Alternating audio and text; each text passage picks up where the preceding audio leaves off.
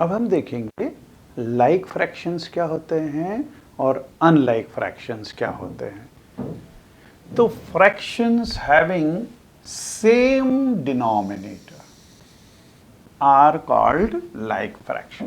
तो like fraction के लिए डिनोमिनेटर सेम होना चाहिए। जैसे एग्जाम्पल के लिए 2/7, 5/7, 6/7, 1/7, तो यहाँ पे सबके डिनोमिनेटर में केवल एक ही नंबर है 7। So these are called like fractions.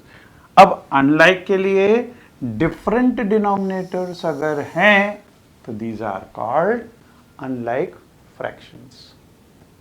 अब हम देखेंगे कि अनलाइक फ्रैक्शंस को लाइक फ्रैक्शंस में कैसे कन्वर्ट करना, मतलब उनका डिनोमिनेटर सेम करना होगा। तो डिनोमिनेटर अगर हमें सेम करना है तो हम इन सब का एलसीएम ले लेंगे। एलसीएम वो सेम आ जाएगा डिनोमिनेटर के अंदर। तो let us take this example. Convert each of the given unlike fractions into equivalent fractions having denominators equal to LCM of all the denominators of the given fraction। ये rule है कि अपन LCM लेंगे और वो LCM denominator के अंदर ला देंगे। जैसे एग्जांपल के लिए convert the fractions these into like fractions. अब हम यहाँ पे देखें तो 2, 3, 6, 9 मतलब यहाँ पे डिनोमिनेटर्स अलग अलग हैं, तो दीज आर अनलाइक फ्रैक्शंस। लेकिन इनको हम सेम बनाएंगे तो सबसे पहले लेंगे LCM of all these. LCM is equal to 18। आपको एलसीएम लेना आता है, और नहीं तो यहाँ पे हम एक बार देखते हैं कि इसका एलसीएम कैसे लिया जाता है। 2, 3, 6 और 9। इसका जब एलसीएम लेना है तो हम सबसे पहले 2 से डिवाइड कर सकते हैं। तो 2 से इस 2 को डिवाइड करेंगे तो 1 आएगा। फिर यहाँ पे डिवाइड नहीं हो सकता 3, और यहाँ पे फिर से 3, और यहाँ पे 9। अब हम इसको डिवाइड कर सकते हैं 3 से, तो 1 time, then 1 time, then 1 time and then 3 times. अब इसको वापस 3 से डिवाइड कर सकते हैं, तो सब नंबर्स 1, 1, 1 और 1 आ गए। मतलब इनका product LCM will be 2 into 3 into 3 means this will be 3 into 3 is 9, 9 into 2 is 18. So we have found out the LCM of 2, 3, 6 and 9. This is 18. अब हम जितने भी फ्रैक्शंस दिए हुए हैं उनके सब के डिनोमिनेटर के अंदर 18 लाने की कोशिश करेंगे। सबसे पहले 1/2। अगर इस 2 को 18 बनाना है तो हमें 9 से मल्टीप्लाई डिवाइड करना पड़ेगा, क्योंकि और सेम नंबर से मल्टीप्लाई भी होगा और डिवाइड भी होगा। So we will multiply by 9 here, तो यहाँ पे भी ऊपर भी 9 से मल्टीप्लाई किया, तो 2 into 9 this is 18 and 1 into 9 this becomes 9/18। तो इसके डिनोमिनेटर के अंदर आ गया हमारा 18। दूसरा ये 2/3। तो 2/3 में यहाँ पे 3 है, इसको 18 बनाना है, तो हम अगर इसको 6 से मल्टीप्लाई कर दें तो 18 बन जाएगा। लेकिन 6 से अगर डिनोमिनेटर को मल्टीप्लाई किया तो हमें न्यूमरेटर को भी मल्टीप्लाई करना पड़ेगा। तो यहाँ पे 6 से मल्टीप्लाई किया, इधर भी 6 से किया, 3 into 6 ये बन गया 18, और 2 into 6 ये हो गया 12। तो 2/3 कन्वर्ट हो गया 12/18 के अंदर। तीसरा 5/6। 5/6। अब इस 6 को हमको कन्वर्ट करना है 18 के अंदर, तो इसको अगर 3 से मल्टीप्लाई कर दें तो ये 18 में कन्वर्ट हो जाएगा, लेकिन डिनोमिनेटर को मल्टीप्लाई करेंगे तो न्यूमरेटर को भी मल्टीप्लाई करना पड़ेगा। तो यहाँ पे दोनों जगह 3 से मल्टीप्लाई कर दिया, तो 6 into 3 this becomes 18 and 5 into 3 this becomes 15. So 5/6 becomes 15/18. Last 4/9।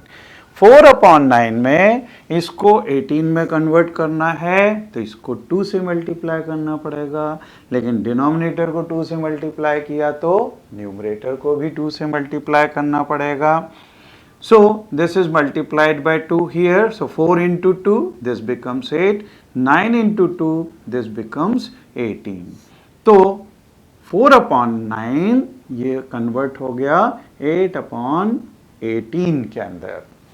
अब इनके सबके डिनोमिनेटर्स एक जैसे हो गए, तो रिक्वायर्ड फ्रैक्शंस विल बी, ये फर्स्ट वाला 1/2, 1/2 की जगह 9/18, दूसरा 2/3 ये हो जाता है 12/18। Next 5/6, this has been converted into 15/18 and 4/9 becomes 8/18। तो ये सब एक ही लाइक फ्रैक्शंस के अंदर जिनके डिनोमिनेटर सेम है उसके अंदर कन्वर्ट हो गए।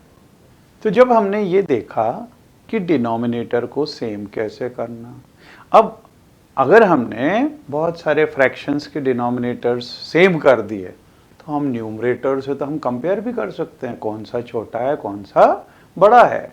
तो let us apply this thing here in some of the examples. Comparison of fractions, comparison of the fractions with the same denominator. अब पहला वो है डिनोमिनेटर सेम बनाने से, if the fractions have same denominator then the fraction with greater numerator will be greater। तो जिसका denominator अगर same है तो न्यूमरेटर जो बड़ा होगा वो वाला नंबर बड़ा हो जाएगा। जैसे हम यहाँ पे देखें 7/9 और 5/9, 7 बड़ा है 5 से, तो 7/9 विल बी ग्रेटर देन 5/9। 8/11 और 5/11 डिनोमिनेटर सेम है तो ये न्यूमरेटर बड़ा है तो 8/11 will be greater than 5/11। Then 8/10 and 3/10 denominator same है तो ये न्यूमरेटर 8 3 से ग्रेटर है तो 8/10 विल बी ग्रेटर देन 3/10।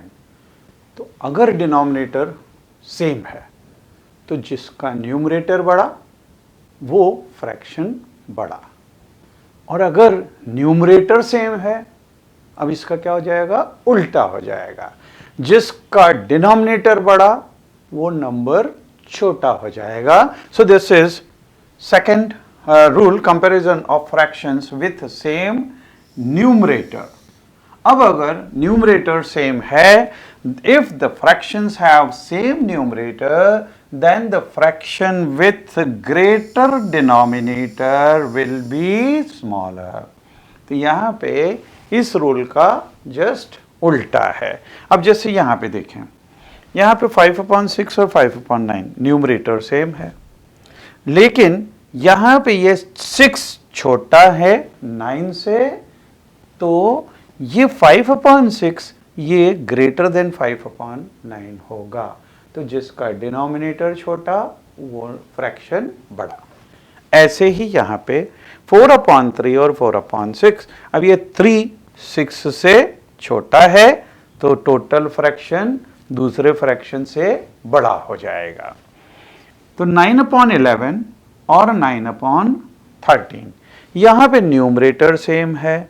फिर से देखें 11 ये 13 से छोटा है तो पूरा फ्रैक्शन दूसरे वाले फ्रैक्शन से बड़ा हो जाएगा। तो दो मेथड्स तो हमने देख ली। एक में डिनोमिनेटर सेम कर दिया तो जो न्यूमरेटर बढ़ा वो फ्रैक्शन बढ़ा।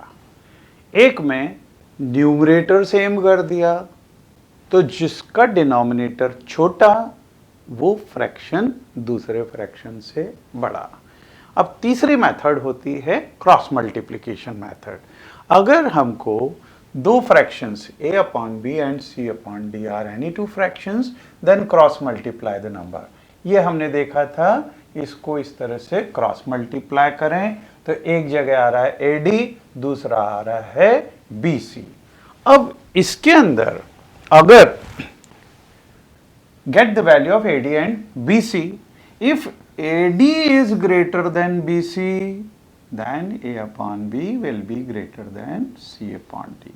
If AD is smaller than BC, then A upon B will be less than C upon D। और ये हम ऑलरेडी देख चुके हैं कि अगर AD is equal to BC तो A upon B is equal to C upon D means these are equivalent fraction। तो हमें करना क्या है, अगर दो फ्रैक्शंस दिए हुए हैं उसको क्रॉस मल्टीप्लाई करना है। लेफ्ट हैंड साइड की वैल्यू निकाल के देखें।